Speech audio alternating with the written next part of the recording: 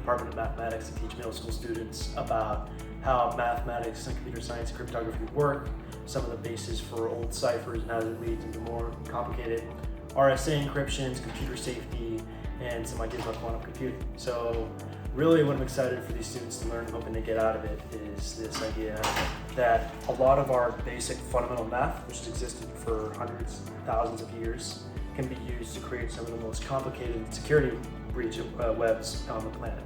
And they're still being used today.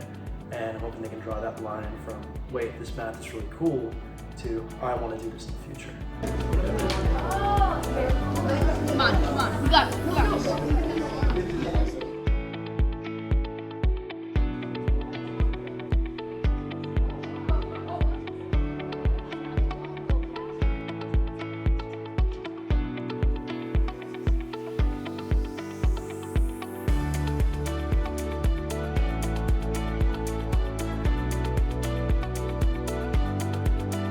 You get it?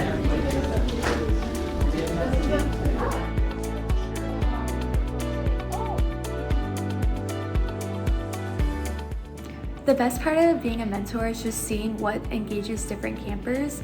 Every camper is unique and it's so fun to see what gets them really excited to learn and stuff like that.